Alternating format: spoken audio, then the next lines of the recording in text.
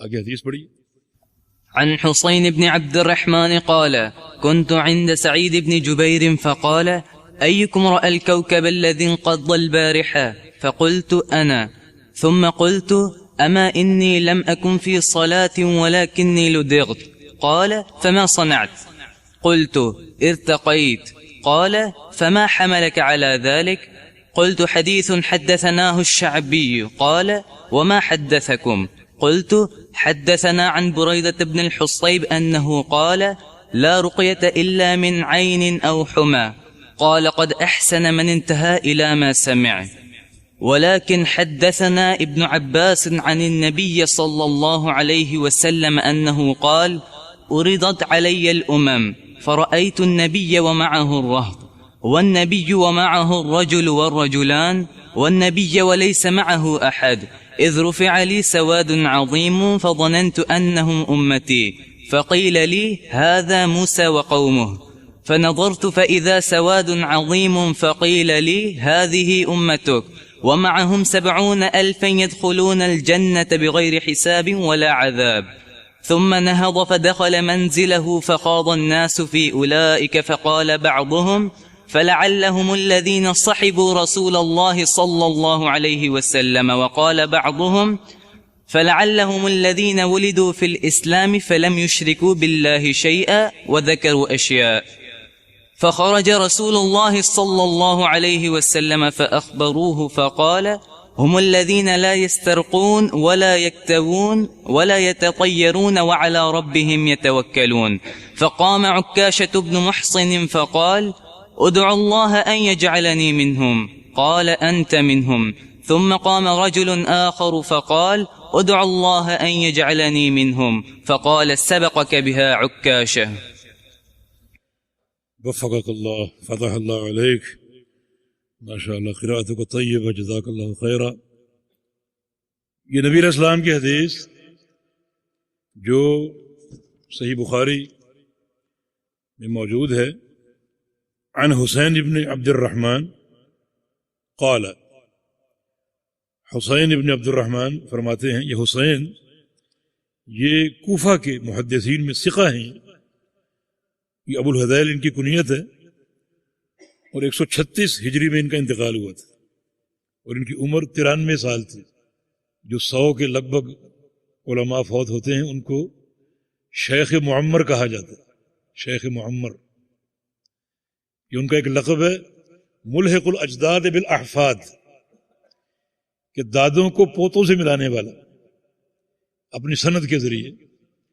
یعنی جو ان کے دور کے علماء اور محدثین ہیں وہ ان کو دادوں تک پہنچا دیتے ہیں کیونکہ پوری ایک صدی انہوں نے لپیٹ رکھی ہوتی.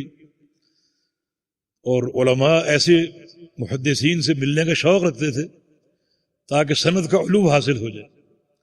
یہ 93 سال ان کی عمر تھی. کہتے ہیں کہ کنت عند سعید بن جبیر، میں سعید بن جبیر کے پاس بیٹھا ہوا تھا. اور سعید بن جبیر رحمہ اللہ علماء تابعین میں سے ہیں. عبداللہ بن عباس کے خاص شاگرد، خصوصی تلمذ ان کو حاصل تھا جناب عبداللہ بن عباس رضی اللہ عنہما کا. اور یہ حجاج کے دور میں قتل کر دیے گئے تھے اور ان کی عمر 50 سال سے زائد نہیں ہو سکی تھی، لیکن بہت بڑے فقیہ تھے اور محدث تھے. یہ حسین ابن عبد الرحمن سعید بن جبیر کے پاس بیٹھے ہوئے تھے. فقال، انہوں نے کہا، بلکہ سعید نے پوچھا کہ ایکم رأى الكوكب الذي انقض البارحة، کہ رات ایک ستارہ ٹوٹا تھا وہ تم میں سے کس نے دیکھا ہے؟ رات ایک ستارہ ٹوٹ کے گرا تھا، انقض بمعنی سقط، وہ تم میں سے کس نے دیکھا ہے؟ ستارے کا گرنا اس کا سب سے اہم سبب یہ ہے کہ بعض اوقات شیاطین اور جن جو انتہائی خبیث ہوتے ہیں، جن کا تعلق زمین پر موجود کاہنوں اور عاملوں سے ہوتا ہے، جو کہتے ہیں کہ ہمارے قبضے میں موکل ہیں، وہ انہیں غیبی خبریں پہنچانے کی کوشش کرتے ہیں. وہ آسمان تک پہنچتے ہیں، فرشتوں کی باتیں سنتے ہیں تاکہ کوئی خبر اچک کر جو ہے وہ لائیں اور اپنے ان خبیث عاملوں کو بتائیں اور یہ لوگوں کو بتائیں تاکہ کم از کم کوئی ایک خبر سچی ہو جائے اور ان کی دھاک بیٹھ جائے، شہرت ہو جائے ان کی۔ تو اللہ تعالیٰ نے اور آسمان کی خبروں کی حفاظت کے لیے جب وہ فرشتوں کو مامور کیا ہوا ہے، اور یہ ستارے شہاب ثاقب بن کر ان جنوں پر لپکتے ہیں اور ان کو اچکتے ہیں اور ان کو اوپر پہنچنے سے روکتے ہیں۔ تو فرمایا کہ وہ ستارہ رات گرا تھا، کس نے دیکھا ہے؟ فقلت انا، حسین کہتے کہ میں نے عرض کیا کہ میں نے وہ ستارہ دیکھا تھا۔ ثم قلت، پھر میں نے کہا اما انی لم اکن فی صلاۃ، سلف کی تربیت اور ان کا ذہن دیکھیں۔ عرض کیا کہ اس وقت میں نماز نہیں پڑھ رہا تھا، وہ آدھی رات کا وقت تھا، تو ذہن میں یہ بات جائے گی نا کہ اس وقت کیوں جاگ رہے تھے، مانا قیام اللیل کر رہے تھے، نماز پڑھ رہے تھے۔ تو کہا اس وقت میں نماز نہیں پڑھ رہا تھا، ولکنی لدغت، اصل بات یہ کہ مجھے ایک زہریلی چیز نے کاٹ لیا تھا، سانپ یا بچھو نے مجھے کاٹ لیا تھا، ڈنگ مارا تھا، تو زہر کی تکلیف تھی، زہر کا اثر تھا، اس بنا پر میں جاگ رہا تھا، نیند نہیں آ رہی تھی، اس لیے میں نے وہ ستارہ ٹوٹتے ہوئے دیکھا۔ یعنی یہ نہ سمجھے کہ اس وقت میں قیام اللیل میں مشغول تھے، اور نہ خاموش رہتے کہ سمجھ رہے ہوں کہ ہم قیام اللیل کر رہے تھے۔ تو یہ ایک تعریف ہی ہے نا ہماری نیکی کی، ایک گواہی ہے نا، لیکن نہیں، اپنے معاملے کو صاف کیا، اور یہ عین تقویٰ ہے کہ دراصل معاملہ میں یہ تھا کہ میں ایک تکلیف میں مبتلا تھا، اس بنا پر جاگ رہا تھا۔ قال فما صنعت، پوچھا کہ تم نے پھر کیا کیا، اس تکلیف کا علاج کیا کیا؟ قلت ارتقیت، میں نے کہا کہ میں نے دم کروایا، میں نے دم کروایا۔ قال فما حملک علی ذلک، آپ نے دم کیوں کروایا، کیا دلیل ہے، دم کیوں کروایا آپ نے؟ قال قلت حدیث حدثنا الشعبی، کہا کہ ایک حدیث ہے جو ہمیں شعبی نے بیان کی۔ شعبی یہ تابعین میں سے، ان کا نام ہے عامر بن شراحیل الشعبی، 500 صحابہ سے ان کی لقاء ثابت، بڑے تابعین میں سے، اور بڑی چوٹی کے محدث تھے اور فقیہ تھے۔ ان کا ایک قول بڑا طلاب کے لیے خاص طور پہ ایک رہنما ہو سکتا ہے۔ ایک بار ایک حدیث بیان کی، اور وہ حدیث صحیح بخاری میں موجود ہے، 2 لائنوں کی حدیث۔ جب حدیث بیان کر کے فارغ ہوئے تو اپنے شاگرد سے کہا کہ خود ہو بدون شیء فقد كنا نرحل لما دونه الى المدینہ، کہ لے لو یہ حدیث تم کسی محنت کے بغیر، تمہیں یہ حدیث گھر بیٹھے مل گئی۔ ہم تو اس سے بھی چھوٹی حدیث کو حاصل کرنے کے لیے بغداد سے مدینہ جایا کرتے تھے۔ یہ سلف صالحین کی محنتیں اور ان کی تکلیفیں، مشقتیں طلب حدیث کے لیے۔ ابو حاتم الرازی کا قول ہے کہ میں طلب حدیث کے لیے 3000 میل پیدل چلا ہوں، 3000 میل۔ سائل نے پوچھا کہ ثم ترکت المشی، پھر آپ نے چلنا چھوڑ دیا تھا؟ کہا نہیں، ثم ترکت العد، پھر میں نے گننا چھوڑ دیا تھا۔ بقی بن مخلد محدث دیار اندلس، طلب حدیث کے لیے انہوں نے 3 بر اعظموں کا سفر کیا، 3 ملکوں کا نہیں، 3 بر اعظم۔ افریقہ گئے، ایشیا اور یورپ۔ ہم میں سے کون گیا ہے؟ حالانکہ جہاز بھی چلتے۔ یہ سلف صالحین کی محنت ہے۔ عامر بن شراحیل یہ 63 ہجری میں فوت ہوئے تھے، 63 ہجری میں۔ تو کہا کہ میں نے دم کیوں کروایا؟ مجھے عامر الشعبی نے حدیث بیان کی۔ پوچھا کیا حدیث ہے؟ قلت حدثنا عن بریدہ بن حصیب، کہ انہوں نے وہ حدیث سنائی ہے بریدہ بن حصیب رضی اللہ عنہ کی روایت سے۔ بریدہ بن حصیب نبی علیہ السلام کے مشہور صحابی ہیں، ان کی روایت سے یہ حدیث ہے۔ کیا؟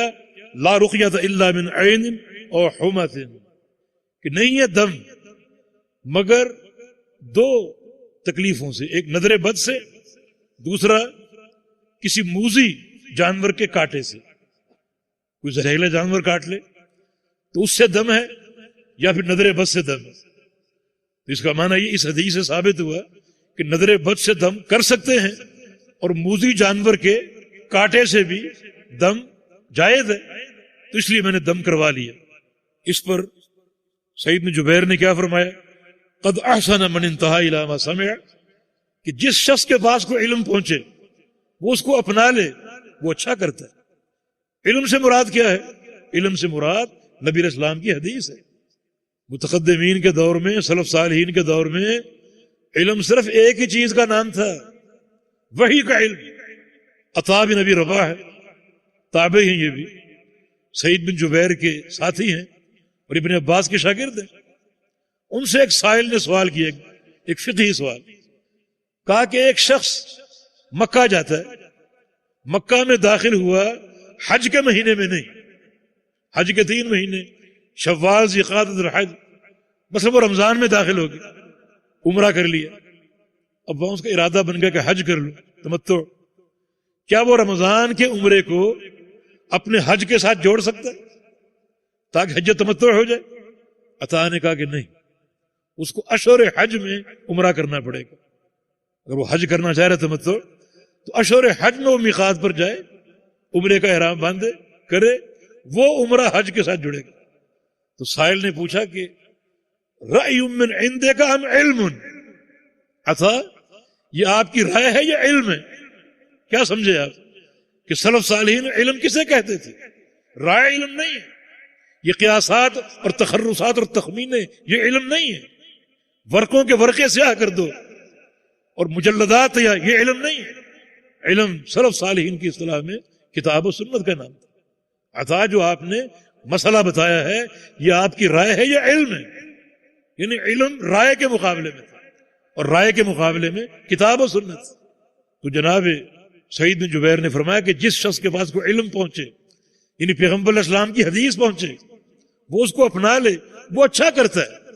ٹھیک ہے، یہ حدیث آپ نے سند سے بیان کر دی اور ثابت ہو گئی، تو اس حدیث کی وضاحت ہو جائے کہ کیا دم 2 ہی مرضوں میں جائز ہے؟ صرف نظر بد اور جانور کے ڈسے ہوئے انسان کو دم کرنا، اس کے علاوہ کسی مرض پر دم کرنا جائز نہیں؟ کیونکہ حدیث تو یہ ظاہر ہو رہا ہے کہ نہیں ہے دم مگر ان 2 چیزوں میں، ایک نظر بد اور ایک جانور کا ڈسا ہوا۔ نہیں، ہر مرض سے دم کرنا جائز ہے اور نبی علیہ السلام کی سنتوں سے ثابت ہے۔ تو یہاں یہ کیوں کہا گیا؟ اس کا معنی بعض علماء نے اس طرح کیا، جن میں امام خطابی رحمہ اللہ علماء متقدمین میں سے ہیں، وہ کہتے ہیں کہ اس کا معنی یہ کہ لا رقیۃ اشفا و اولا من رقیۃ العین والحمى، کہ نظر بد اور جانور کے کاٹے کا جو دم ہے یہ سب سے بڑھ کر شافی ہے۔ باقی امراض میں بھی دم ہے اور پیغمبر علیہ السلام کے عمل سے ثابت ہے، لیکن ان 2 امراض میں خاص طور پہ جو دم ہوگا وہ سب سے زیادہ شافی۔ مانا اگر کسی کو نظر بد ہو جائے اس کو دم کرو، جلدی اس کو شفا ملے گی، اور کسی کو موذی جانور کاٹ جائے اسے دم کرو، اسے جلدی شفا حاصل ہو جائے گی، اور اس پر بڑے واقعات بھی موجود ہیں۔ تو سعید بن جبیر نے فرمایا کہ آپ کے پاس حدیث پہنچی، آپ نے عمل کر لیا، دم ہو گیا، ٹھیک ہے، لیکن میرے پاس ایک حدیث ہے جو میں نے سنی، جو مجھ تک پہنچی، وہ بھی تم سن لو۔ کہا کہ وہ حدیث کیا ہے؟ فرمایا کہ ولیکن حدثنا ابن عباس، ہمیں یہ حدیث روایت کی ابن عباس نے، نبی علیہ السلام کے چچا زاد بھائی اور علم کا پہاڑ تھے، یہ علم کا خزانہ، کیونکہ اللہ کے نبی نے دعا کی تھی اللہم فقہہ فی الدین وعلمہ التاویل، یا اللہ عبداللہ کو دین کا فقیہ بنا دے اور تفسیر کا عالم بنا دے۔ علم سے بھرے ہوئے تھے۔ امیر عمر کا قول رضی اللہ عنہ کہ جو صحبت ہمیں اللہ کے پیغمبر کی حاصل ہوئی، اتنی صحبت اگر ابن عباس کو ملتی تو ہمارا علم ابن عباس کے علم کے مقابلے میں 10% بھی نہ ہوتا۔ اللہ نے اس قدر علم سے نوازا، بڑی بھرپور زندگی علم کی، عمل کی۔ تبھی تو جب ابن کثیر نقل کیا ہے طائف میں ان کا انتقال ہوا تھا، جب ان کا انتقال ہوا تو فضاؤں میں ہم نے ایک آواز سنی، روح قبض ہو رہی ہے اور فضاؤں میں ہم نے ایک آواز سنی، یا ایتھا النفس المطمئنہ ارجعی الی ربک راضیۃ مرضیہ فادخلی فی عبادی وادخلی جنتی، اے نفس مطمئنہ لوٹ جا اپنے پروردگار کی طرف، اس طرح کہ تو اس سے راضی وہ تجھ سے راضی۔ داخل ہو جا میرے نیک بندوں میں اور داخل ہو جا ان کے ساتھ جنت میں۔ اللہ تعالیٰ بعض اوقات یہ مظاہر دکھاتا ہے تاکہ کسی شخص کا فضل لوگوں پر واضح ہو اور لوگ غور کریں کہ اس فضل کے اسباب کیا ہیں۔ چنانچہ وہ حدیث کیا ہے؟ حدیث یہ ہے کہ نبی علیہ السلام نے فرمایا عرضت علی الامم، مجھ پر بہت سی امتیں پیش کی گئیں۔ کب پیش کی گئی؟ یہاں صراحت نہیں، لیکن ایک روایت میں جو مسند احمد وغیرہ میں، سنن نبی داؤد میں، کہ معراج کی رات اللہ تعالیٰ نے مجھے بہت سی امتیں دکھائیں۔ گویا میدان محشر قائم ہے اور ہر امت اپنے نبی کے ساتھ کھڑی ہے، ہر قوم اپنے نبی کے ساتھ کھڑی ہے۔ یہ منظر اللہ تعالیٰ نے مجھے دکھایا۔ اللہ تعالیٰ دکھانے پر قادر ہے، کیفیت ہم نہیں جانتے۔ فرمایا کہ فرائیت النبی ومعہ الرہط، میں نے بعض انبیاء دیکھے، ان کے ساتھ ایک رہط، ایک جماعت کھڑی ہے۔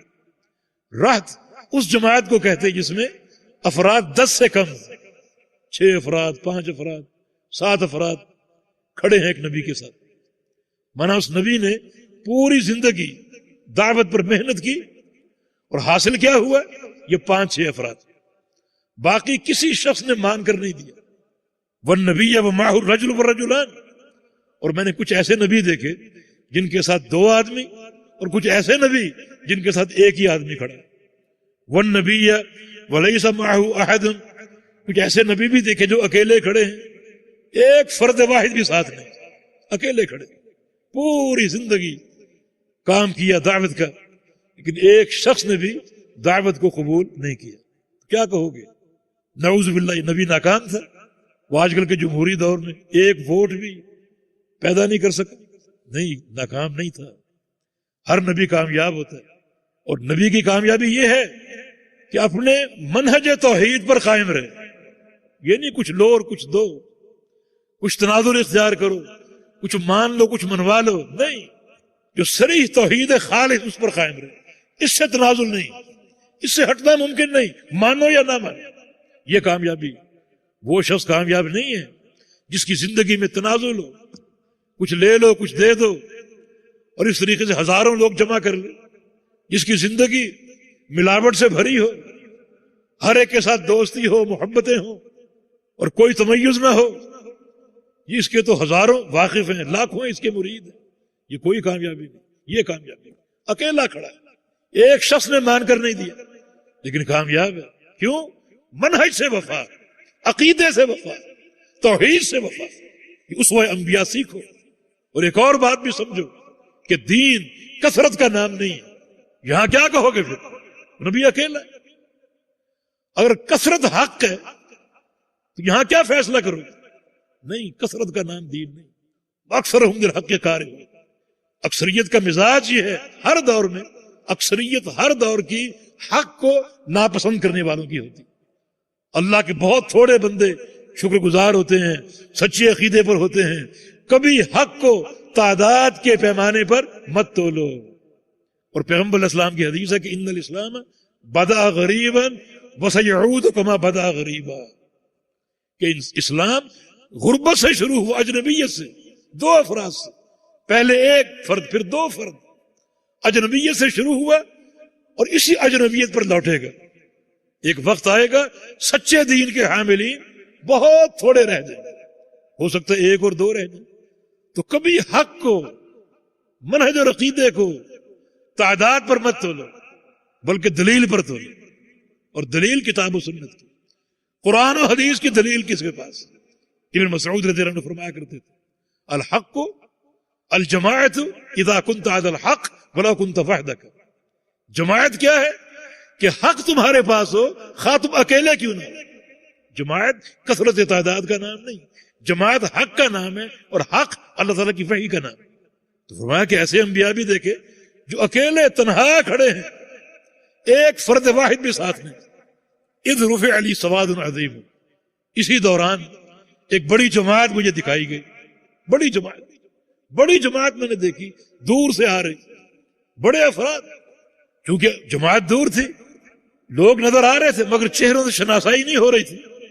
فظننت انہم امتی، میں سمجھا کہ یہ میری امت ہے، اتنی بڑی جماعت یہ میری امت ہے۔ فقید علی مجھے بتایا گیا کہ ھذا موسیٰ و قومہ، یہ موسیٰ علیہ السلام اور ان کی قوم ہے۔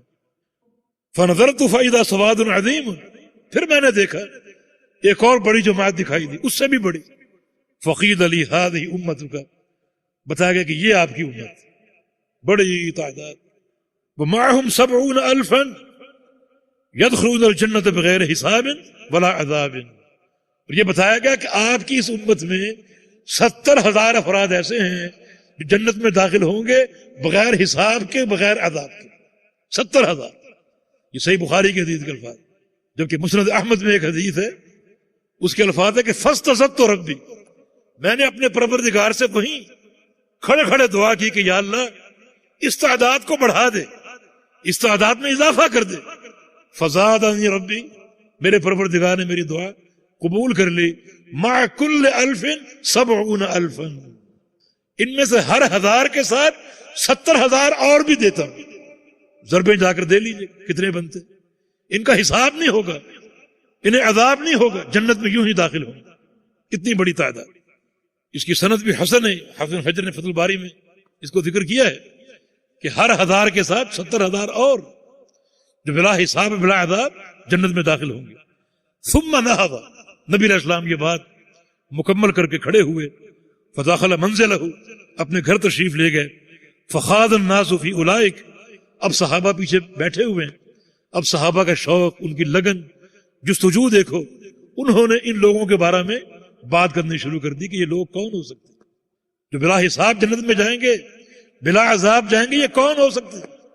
صحابہ اس پر بحث کرنے لگے، آپس میں بات کرنے لگے۔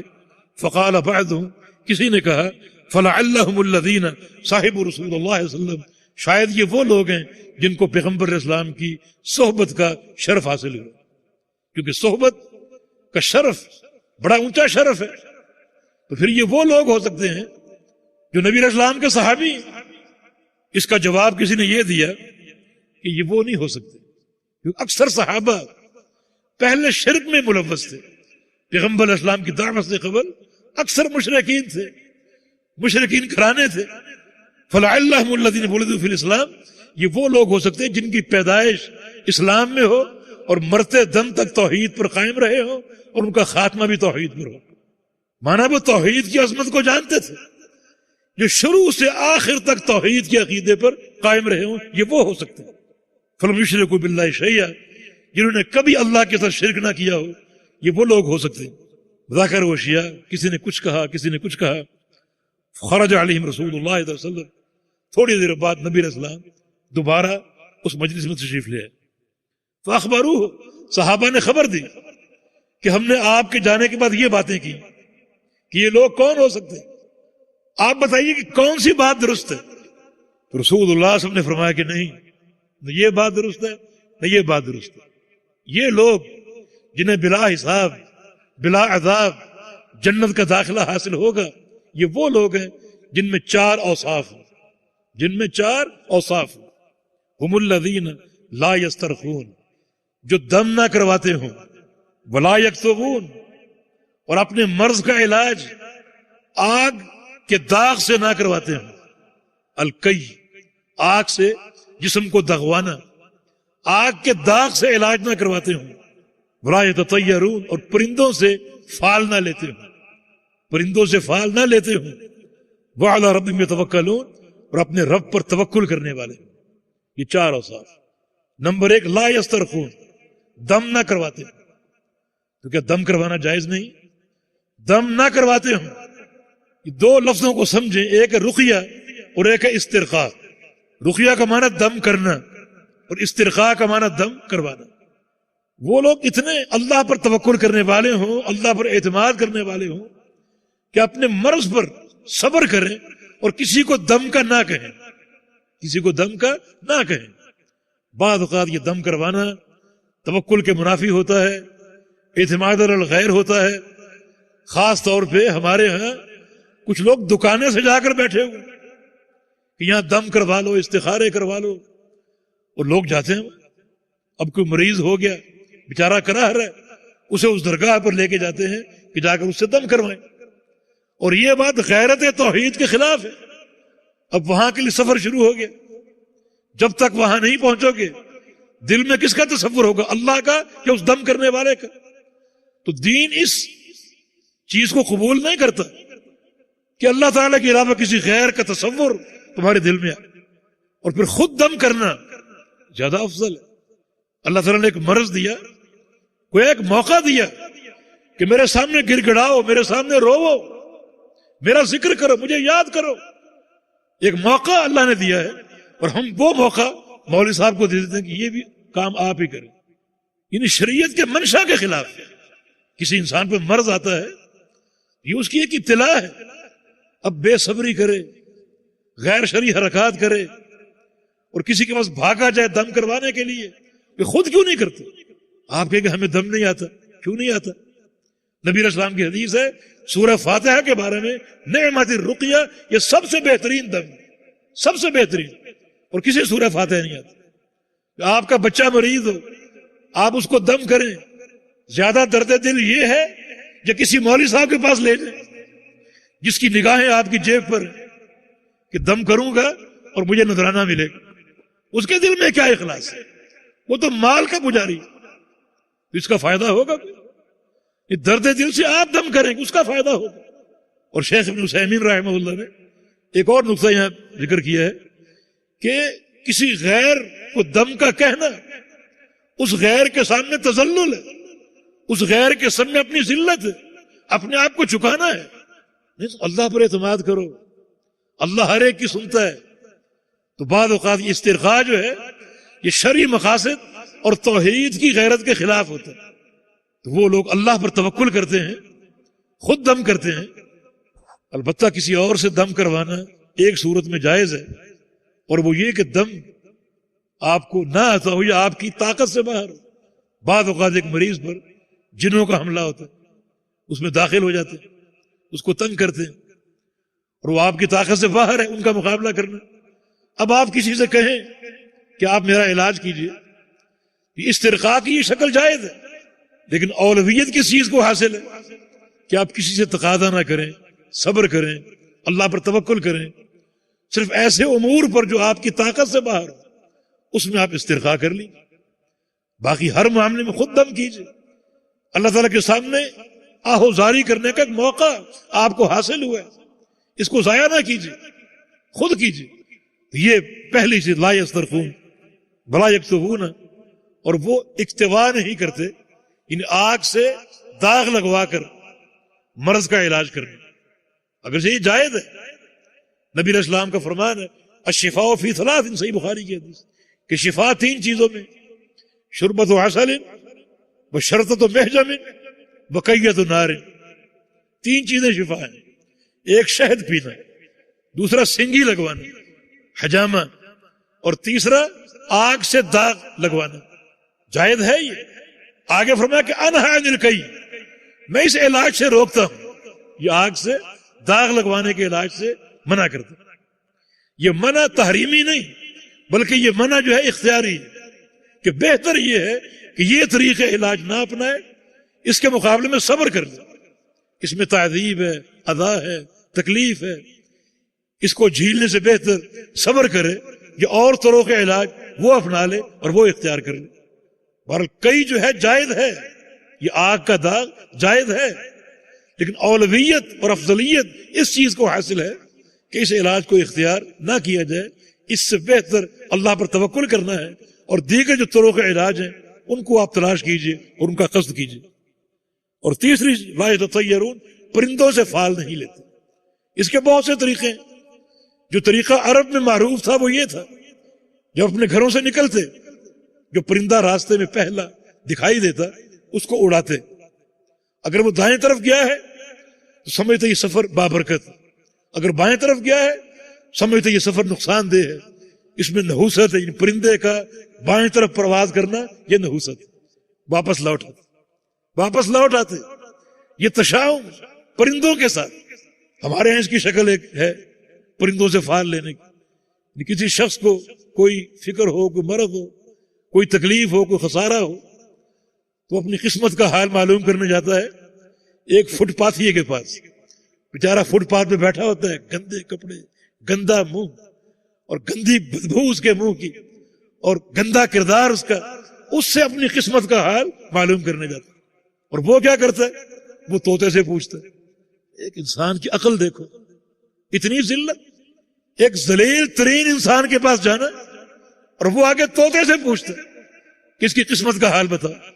तशाउम की ये सूरत शिर्क है। घर से निकले, बिल्ली रास्ता काट जाए, हम समझते हैं सफर में नुकसान हो, वापस आ जाते हैं। घर की छत पे उल्लू बोल जाए कि नुकसान हो रहा है, कोई आफत आने वाली, ये सारी शिरकिया सूरतें। और इसमें दाखिल लाए तो तैयारून, जन्नत में जो बिला हिसाब दाखिल होंगे वो तो तैयार नहीं करते, किसी चीज से बदफाली नहीं लेते। उनका ये अकीदा है खैर हो या शर हो अल्लाह की तरफ से आएगी। वो अपने अमल की इस्लाह करते हैं। ये पूछा कि अगर अपनी मर्जी से कोई दम कर दे, ये सबसे बेहतरीन तरीका। सहाबा ने नबी से पूछा था, या रसूल अल्लाह सल्लल्लाहु अलैहि वसल्लम, अपने किसी भाई की हम इयादत के लिए जाएं, उसको दम कर सकते हैं? फरमाया कि मन इस्तता अन यनफअ अखाहु फलयनफअ, जो अपने भाई को नफा देना चाहे वो जरूर उसको नफा दे, यानी जरूर दम करे उसको। ये सबसे बेहतरीन सूरत। लेकिन इस्तिरखा जो है उसमें जो हमने कलाम किया उसकी सूरतें बताई आपको। लेकिन रुकिया बजाते खुद दम करना, एक बार जिब्रील अमीन अल्लाह के पैगंबर के पास आए, रसूलुल्लाह सल्लल्लाहु अलैहि वसल्लम को बुखार ज़दा पाया, जिब्रील ने अल्लाह के पैगंबर को दम किया। एक बार पैगंबर अलैहि सल्लम बीमार थे, आयशा सिद्दीक़ा ने पैगंबर अलैहि सल्लम को दम किया, पढ़ा आयशा ने, मगर हाथ बरकत के लिए अल्लाह के पैगंबर का फेर। और चौथी सूरत क्या है, वअला रब्बिहिम यतवक्कलून, अपने रब पर तवक्कुल करते हैं, अपने रब पर तवक्कुल करते हैं। तवक्कुल मेरे दोस्त और भाइयों असबाब इख्तियार करने का नाम है, असबाब को छोड़ने का नाम नहीं है। जिस चीज का, जिस तकलीफ का जो सबब है उस सबब को इख्तियार करो, उस तकलीफ को बराह रास्त मुअस्सर ना कहो, उसकी तासीर अल्लाह के हुक्म से होगी और अल्लाह पर तवक्कुल करो। असबाब इख्तियार किए बगैर तवक्कुल करना ये शरई मकासद के खिलाफ। मसलन एक शख्स प्यासा है, पानी सामने पड़ा हुआ है, कहे मैं पानी नहीं पीऊंगा, अल्लाह पर तवक्कुल करूं, ये तवक्कुल नहीं। एक शख्स भूखा है, खाना मौजूद है, खाना नहीं खाता, तवक्कुल करता हूं। एक शख्स को गर्मी लग रही है, धूप में, सामने साया है, साये में नहीं जाऊंगा, तवक्कुल करके यहीं बैठूंगा, ये तवक्कुल नहीं है। एक शख्स को बच्चे की ख्वाहिश है, शादी नहीं करता, अल्लाह दे देगा, तवक्कुल करता है, कैसे? तो ये असबाब इख्तियार करना, अक़िल व तवक्कुल, अल्लाह के पैगंबर की।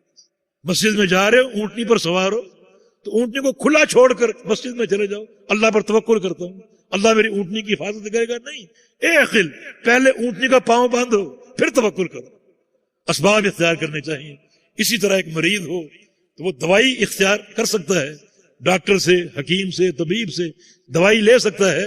ये असबाब इख्तियार करना नबी इस्लाम की हिदायत और नबी इस्लाम के फरमाइन के मुताबिक है। नबी इस्लाम का फरमान है, मा अंज़लल्लाहु मिन दाइन इल्ला व अंज़ल शिफान, अल्लाह ताला ने जो मर्ज उतारा उसकी शिफा भी उतारी।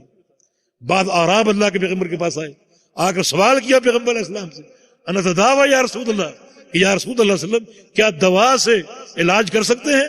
फरमाया कि या इबादल्लाह तदावु, अल्लाह के बंदो दवाएं इख्तियार करो, दवाएं इस्तेमाल करो और दवाओं से इलाज कराओ।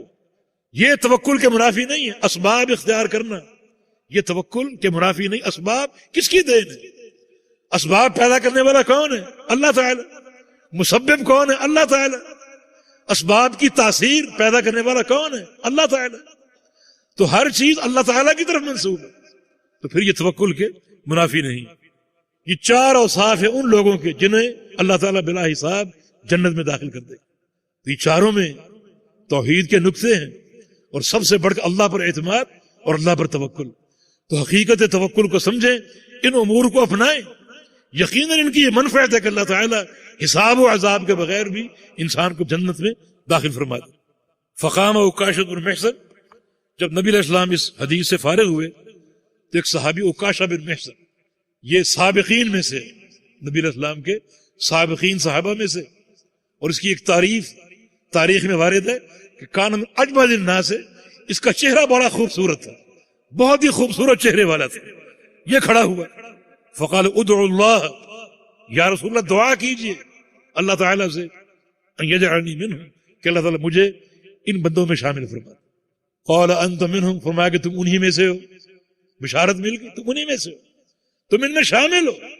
اس لیے بعض علماء نے جن لوگوں کو جنت کی بشارت ملی ہے دنیا میں، ان میں عکاشہ کا نام بھی شامل کیا، تم انہی میں سے ہو۔ ثم قام رجل آخر، پھر ایک اور شخص کھڑا ہو گیا اور کہا کہ میرے لیے بھی دعا کر دیجیے، اللہ مجھے بھی شامل کر دے۔ تو رسول اللہ صلی اللہ علیہ وسلم نے فرمایا سبقک بہا عکاشہ، عکاشہ سبقت لے گیا، عکاشہ بازی جیت گیا، سبقت لے گیا۔